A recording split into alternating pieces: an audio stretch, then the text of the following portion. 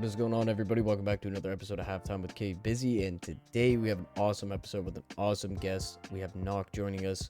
Shout out to Dingle big time, the two-time podcast guest, and a good friend of mine, Dingle. Shout out to you. You made this one possible. Yeah, it was a really good conversation today. Me and nawwk, we talked about his, beginnings. It's kind of similar to most of the podcasts on the channel. Of course, we talk about the legendary major run in Paris of 2023 when he was on Apeks. And we also had his former teammate Stiko on just a couple weeks ago talking about the Paris major run as well. nawwk touches a little bit on the Paris major as well. Really cool to hear, really awesome stuff.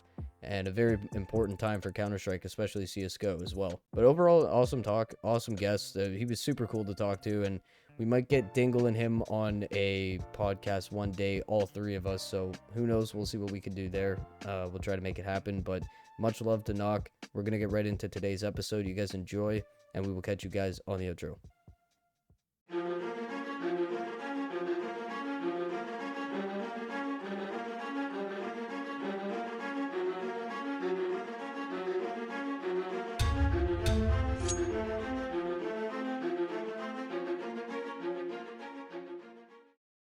Hey, how's it going, man? Hey, man. All good, all good. How are you doing? Good, man. Good. Got the number K going there. I see that. Yeah, hell yeah. Hell yeah, man. I'm ready. I'm ready for this podcast. Hell yeah, dude. And we got to shout out Dingle one time too, man. Dingle helped put this together. Yeah. Love that guy, man. He's awesome. Yeah, he's awesome for sure. Shout out Dingle. Shout out Dingle. Yep, big time. I'm not really established in the scene or anything, but I've gotten some pretty cool guests, and it's awesome to have you a part of that too. So thank you very much. Appreciate that. Yeah, no worries, man. Pleasure being here, having some talks. It's always fun. I Awesome. don't mind it at all. So the most important question we always start off with is, how did you discover Counter-Strike once upon a time? What was the whole story on how you got involved with Counter-Strike originally? Well, I've been a gamer all my life, right? I remember my parents got me a PlayStation 1 back in the early 2000s, or even maybe 99 or something like that. So I've been a gamer all my life, playing like all different types of games, consoles, PCs, all that stuff. But at one point in my life, I finally got a PC. I had a neighbor living on the same street as me that had an older brother that played all these cool games, right? Like the typical PC games, what you speak, Counter Strike, World of Warcraft, all that jazz, right? And he showed me this game, with this Counter Strike Source at the time it was actually. And I kind of got hooked. I was at his place every day, playing Counter Strike Source with him. And sure, it was only public servers and all that stuff. We were just running around like headless chickens, but it was such a fun time actually. And so that's kind of how I got started into the Counter Strike world. Okay. And when you from Source to now, obviously the game's changed so much. What was it that kind of got you very involved in Source? Like, what was it that really grabbed you and made you keep playing it for all these years? I think it was just like the gunplay in a way. It feels so satisfying when you compare it to other shooters, right? Like even I would say Source is not a perfect game in any way. Even though I played Source first, I would say like 1.6 is probably a better game overall if you compare them. But it's just something about Counter Strike, and it's the way it is. It's just so satisfying getting like a 1D headshot, or like Yeah. spraying people with an AK and all that stuff. And that is something unique about. I've never gotten that feeling in any other game. I played some Call of Duties, I played some Battlefields, I played like all types of shooters, but it never hits the same. That's something that Counter Strike has really hit the nail on the coffin. Yeah, for sure. And like you said, getting a 1D or like getting a one tap with an AK or like an op collat, like it's just those moments right there that's just like you could relive it a million times and it'll just never get old. It's one of a kind. Exactly.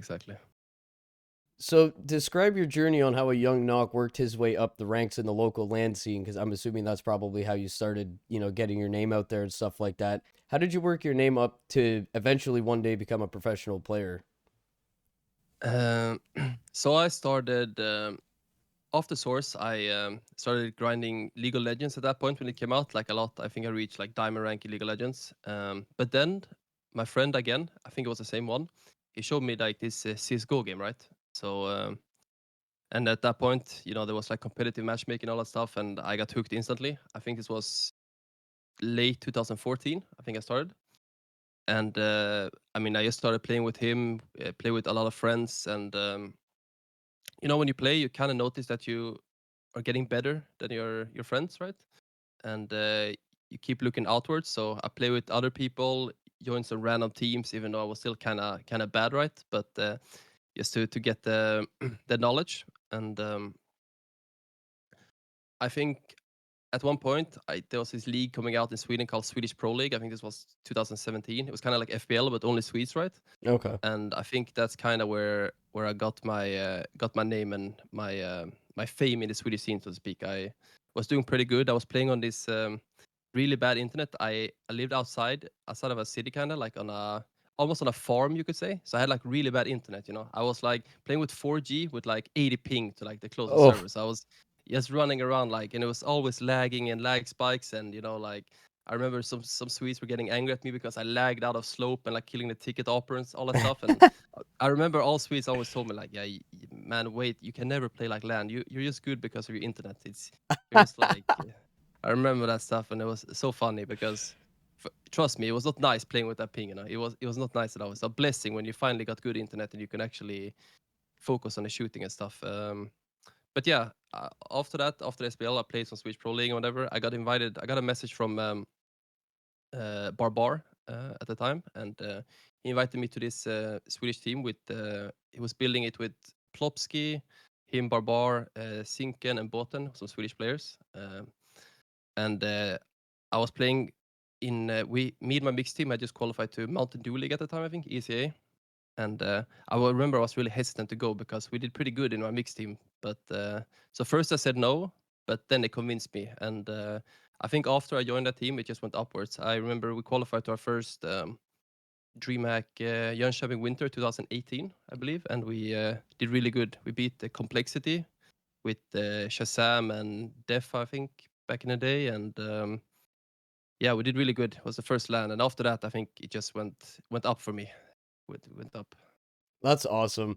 And I always like I had Stico, I was talking to him the other day. We had him on the podcast. So at the time this is coming out, he would have been on last Friday.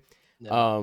So we had him on, and we were just talking about like the even Fifth Laren too. We were talking about just like the local land scenes and like EU versus NA. It blows my mind. And like yeah, we might have had something similar, like a tiny bit on such a minuscule scale here, but EU, like Counter Strike, is just on such a next level. Like there's no comparison, and like to know that there's local land scenes like that, and you can work your way up to be a professional. Like I feel like majority of that's all online now, but like you guys could go to these land venues and get your name out there and start networking with people and stuff. Like that's the coolest thing ever to me.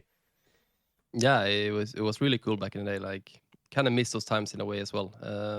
I feel like mostly now it's not the same. I would say. I feel like it's way more online right now. It's more like climbing the faceit ranks and all that stuff. But it was amazing back in the day when I was going up. Actually. Yeah, and I feel like sometimes just being in the venue and you're playing alongside your five guys and you're looking at the other five guys, like I feel like that could kind of just like bring something in out of you or something. I don't know. It looked like an Yeah. awesome time. Yeah, I know for sure. It brings the sparks up, right? It's like this is the real deal, even though it's kind of not. But it's still, like you get that competitiveness, which is Yeah, which is good. because I feel like online nowadays it could kind of just feel like maybe you're just playing a premiere match or a face it match or something. It's not. I don't know. It was an era to Yeah, say the exactly. least. No, yeah, for sure, I agree. This episode of Halftime with K Bizzy is brought to you in part by Pricempire.com. Pricempire.com is absolutely loaded with essential tools for any skin enthusiast. Whether it be their blog, their price comparison app, the trending deals, or your personal inventory tracker, I mean, Price Empire really has it all. Pricempire.com is trusted by more than 1 million users on Trustpilot to ensure everybody that it is a fair and legit website. Pricempire.com is linked in the description. Go step your skins game up today. So I always find it interesting to hear this aspect of younger players such as yourself. I'm 26, so we're both young guys. And, I remember going to the Copenhagen Majors, my first time leaving Canada to go to another country other than the States. And they're like, why are you going to Denmark? And I'm like, well, this game that I've been playing for a long time and, trying to break down professional Counter-Strike and it's in an arena. And they didn't really Yeah. understand that.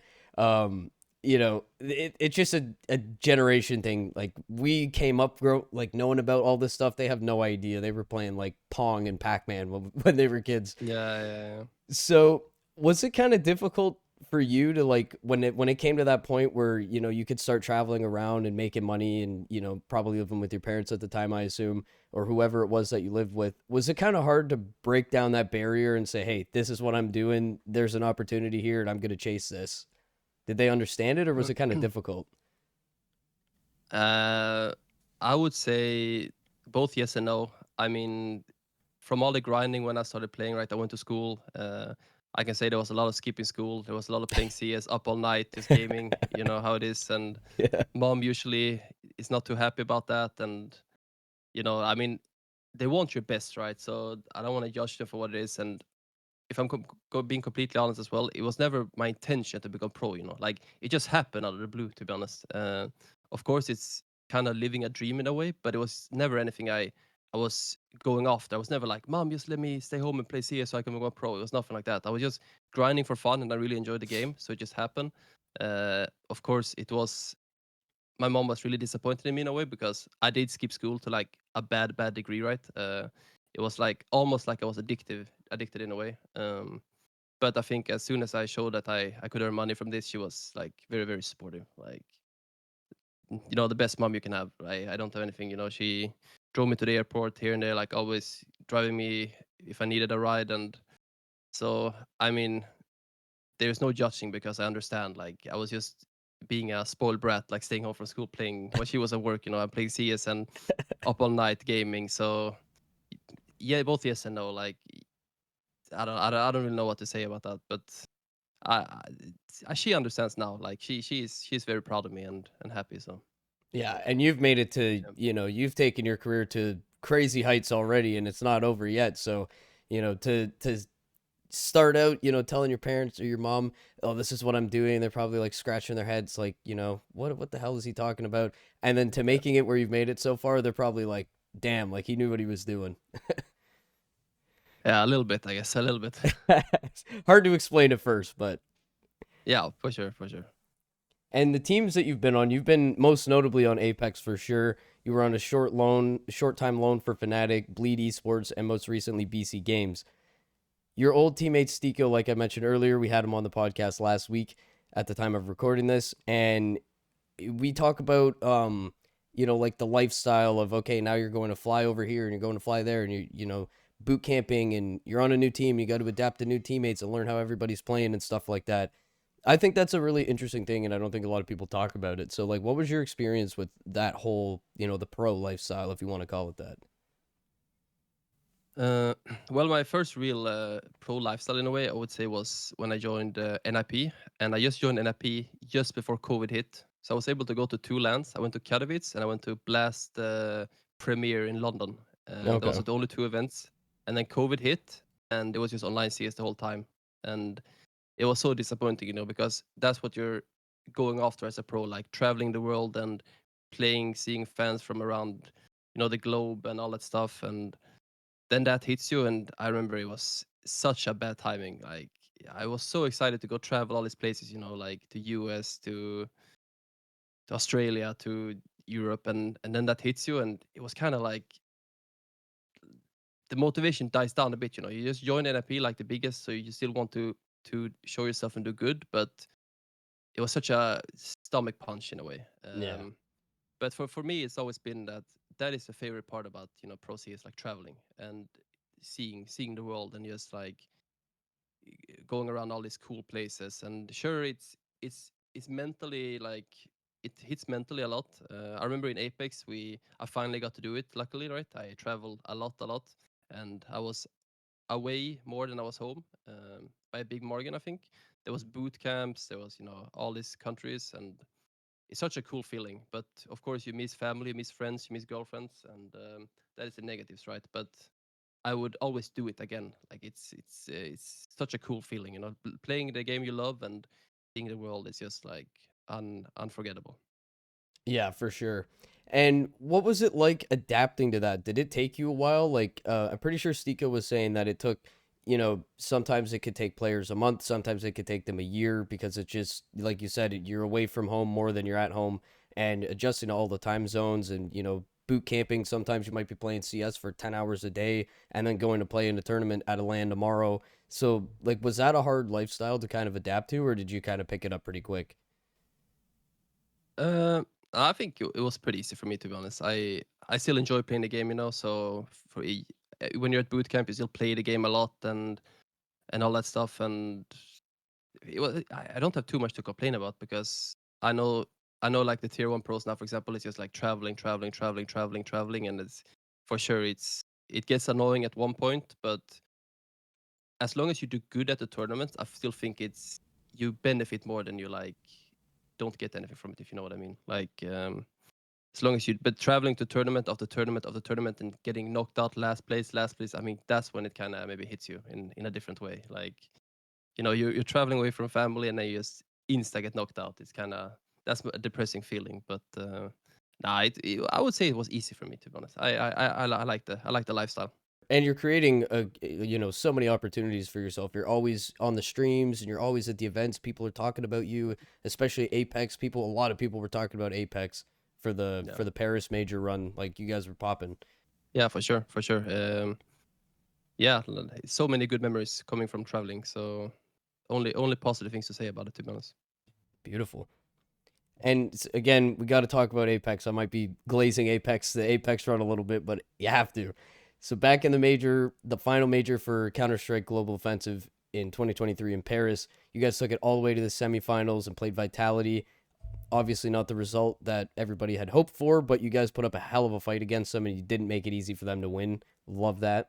And I wanted to know, when you're playing in a major and you look out and you see all of the fans in the crowd, and right down the center lane, you see the trophy sitting there. Like, how do you soak all of that in? Do you have to put up a bunch of mental blocks to ignore that and just focus in on the game, or is that like a super big challenge?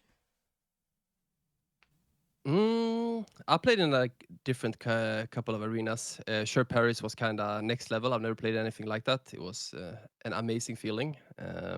But I think, as a lot of pros say, is that it hits you when you're like, for example, when you walk out on stage and you're standing there and people are booing or applauding or all that stuff, and you're just like, I'm just a gamer, man. Like, and you're here cheering for me. It's kind of crazy. Yeah. So it really gets you feeling, like all these feelings, emotions, nervousness, excitement, all of these different emotions. You can't really explain it.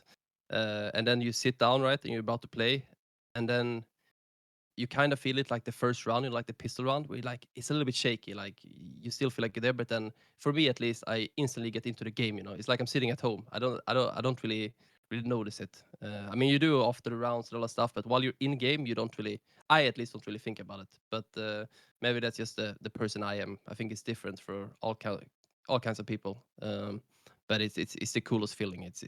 It's like you're a rock star, but you're just like. Uh, a gamer, right? Like a loser sitting at home playing. But it's it's uh, it's really cool. It's really cool. And what's the experience like with the whole behind the scenes, with like whatever you're allowed to say about that, but like when you're talking to the staff, and you know when they're telling you, oh, you're gonna walk out the stage this way, and they're preparing you guys to go out there and you guys can go and play and stuff, like what is that feeling like? Because I don't know, I'm an idiot, so I overthink about everything. I always like, oh, I wonder how this goes, I wonder how that goes, and I think about like you guys going to the final major for CS:GO in Paris, where Vitality's obviously the biggest favorite, and I'm just thinking of like how people are mentally preparing and teams are trying to ready for this. Like, was that like a huge like I don't know, I guess a challenge to kind of wrap your head around that, or like how did you guys process that? I think the team we had for the Paris major was like the perfect match in a way for the players we were. Like we had like Yakim, JL, Styko, Kyksan. We had like this new hungry players with like the old veterans in a way. So it was kind of a perfect mix, I would say. We all worked so hard for it. I remember, we worked all the way back from the close qualifier to the RMR, right? The first goal reached RMR, and then the goal at RMR was just have fun and see what happens, but play your best and play with balls. And then all of a sudden we're at the major, and then we're like, okay, now we're in the major. Like, we did it, guys, but let's just keep playing because we're playing pretty good. And then, there was always this next step. There was no like real pressure in a way because we were just playing fun, enjoying our time together. And at one point you qualify to the playoffs, and you're like, wow, we were actually here, guys. Like now we'll get this trophy in game. Now we're here, and but let's just try to do it even better. Like why not? And then we play Liquid, and we kind of smashed them, I would say. And then we're against Vitality, and it's also like these are the favorites. They should easily win against us, right? Like we're just like five noobs in a way, and like compared to them, right? No one expected us to even get close, I think. But then we're there. We have a winnable game. I think we lose 16-14 on the first map, and then we lose 16-13 or 16-12 on Vertigo. But it's such a cool feeling, like going out on stage. I remember the whole French crowd booing us, and it's just amazing standing there. It's just such a cool feeling. Such a cool feeling. For sure. I couldn't even begin to imagine. Like, what an opportunity.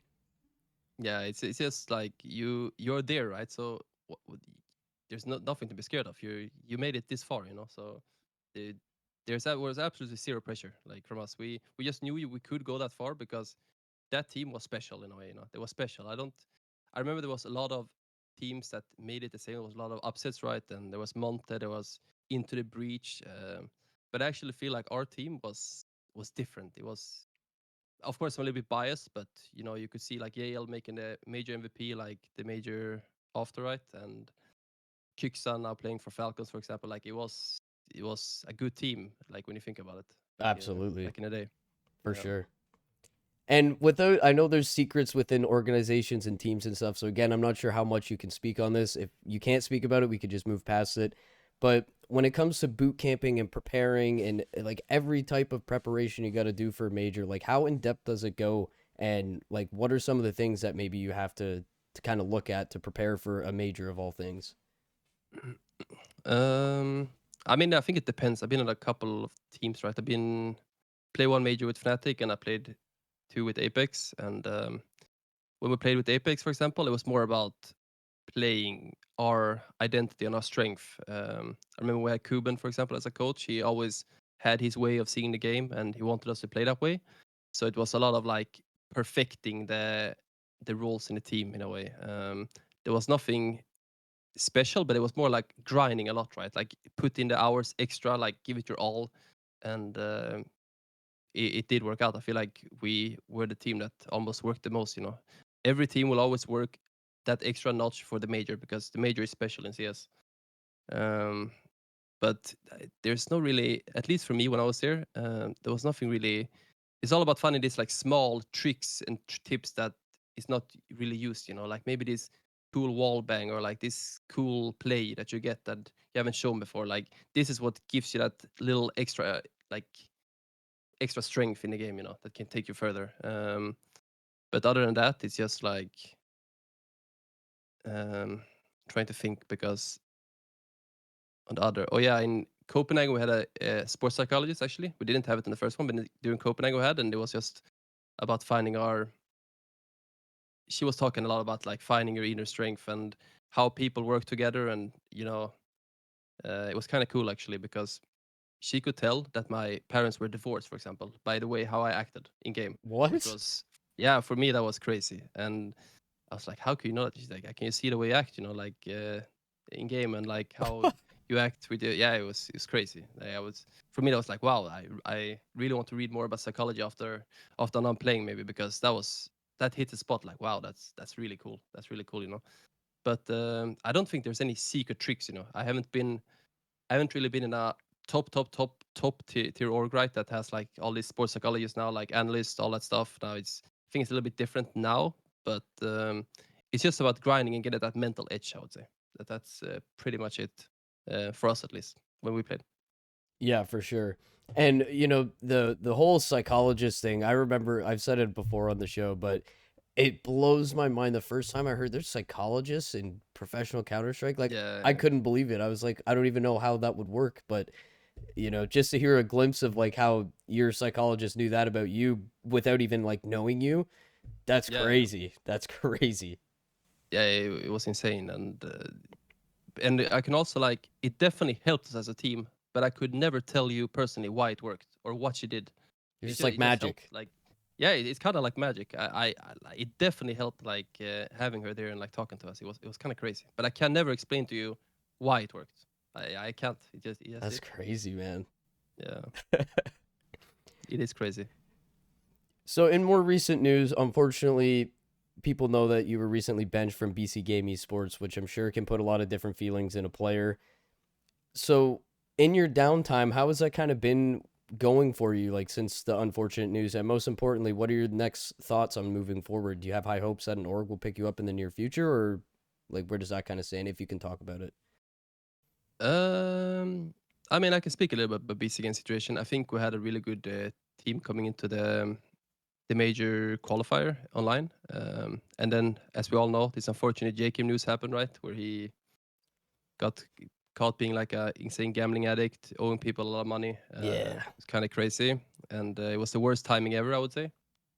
It just happened. It just hit just before the major qualifier, and we had some close games. We could have made it. I think if we made it, it would have looked way different now. But I think after that, he got benched slash he kind of benched himself, and after that, myself, I would say I lost a little bit of motivation because I love playing with Jacob, and sad that it happened to it. I had no idea. But of course, it's not only sad. The things he did was very bad. Obviously, I'm not protecting him in any way. But I think he's a good guy at heart, to be honest. But like I said, the things he did is kind of unforgivable. And after that, I kind of lost motivation in a way. I was there to qualify to another major, and then kind of hit a brick wall in a way. And I Yeah. think everyone in the team hit the same. To be honest, I think everyone in the team lost a quite little bit of motivation, and I think me parting ways with BC Game the way we did was kind of the right choice for everyone. I think something needed to change in the team no matter what. So, but yeah, going forward, the plan is to stream. I'm trying to stream every day, and probably grind out some content. And but the plan is to get back to playing as fast as I can, obviously. But I don't want to rush any decisions because I feel like I have played non-stop now for almost 4 years and barely had any breaks, only summer breaks, right, and short winter breaks. So I would like to take a little bit of time off and reflect and see where I can find some new strength and a good home for me myself. Yeah, and that's the most important part too. I mean, and I obviously I'm not talking from experience, but I just imagining it, how much you guys travel and how much you're playing and stuff like that. I feel like it's so easy to just lock that tunnel vision in on just Counter Strike, Counter Strike, Counter Strike, and then you blink and you're like, holy shit! You like one day you'll be like, holy shit, I'm 35. Like, where did the past couple years Yeah, go? So taking those breaks is definitely important, and you've built yourself up to be in a position where you can stream and you can do YouTube, and that can be another source of income too. So I think that's absolutely incredible, and that's definitely sounds like the right approach. yeah, no, I definitely agree. I would say my passion is playing competitively. I'm too much of a competitive person to just do streaming and content at the moment. I still love the game and I still want to get better. But for me personally, I just want a little break. Like people say, like, yeah, but what about the guys that work, 9 to 5 every day? They can't take breaks like you do. But I feel like after playing this many years and barely having any breaks, it's just nice to have some to think about yourself, your decisions, and all that stuff where you want to go in your life, and all the questions, what will happen after my career, and just take my time and see what happens. For sure. And again, too, like if you're playing too much and you burn yourself out, and then let's say you do land yourself on another team and you just feel burnt out going into that, Yeah, that could reflect poorly on the career too. So, everybody needs breaks. I don't exactly. care who you are. Every single person needs breaks. 100%. That is indeed true. Indeed true. But I wish you the best of luck, and I hope someone picks you back up soon and puts you on the team, man. Because I there's a team out there missing some talent. The talent's sitting right here talking to me. I appreciate it, man. I appreciate it. We need to find Dingle a new team. Yeah, Number one Nog fan. yeah, Shout out absolutely. Dingle. Yeah. So, and this is just random. I just wanted to bring this up and get your opinion on this. But BC.Game Esports announced, he's already played a few matches with them, signing Simple to, build a tier 1 core around him. So, with you just recently getting benched and then hearing this, I wanted to hear your opinion about this too, because that was a bombshell in the community when that news dropped. Like, what were your initial thoughts on that? Um, I mean, kind of crazy, right? I would say. I would. We weren't the highest on the rank. I don't think the highest on the rank. So him dropping down to tier 3 CS is kind of wild. But I mean, I still think he obviously got it if he puts in the time, to be honest. But I do believe that playing tier 3 CS and tier 2 CS is arguably sometimes harder than just playing tier 1, playing the same teams in tier 1 and all that stuff. So I mean, I wish the best for him. He's still a GOAT of CS, right? So I hope he comes back, and this could be a good beginning for him. For sure. Absolutely. I was bummed. I'm a huge FaZe fanboy. Seeing Yeah. him in Austin like was so crazy. And then he didn't get signed and then he just kind of disappeared. I was like, "What?" And then BC.Game Yeah. Esports came out and they were like, "He's going to." Everyone's like, "What? He's going there?" Like, Um, I don't even know how he got out of the Navi contract. Like, what was he signed there for 9 years and not playing or something? Like, what the fuck?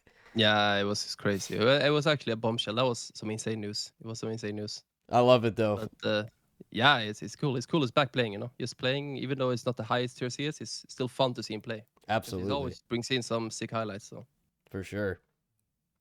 And back to you, I wanted to talk to you about your career so far. Like, when I don't know if you ever get to take a chance to sit back and look at things or if you're just always moving forward, but if you look back at your career, is there any moments that stand out to you the most, and like is it like maybe favorite moments or something that means the most to you? Like, is there any moments that off the top of your head that you can think of?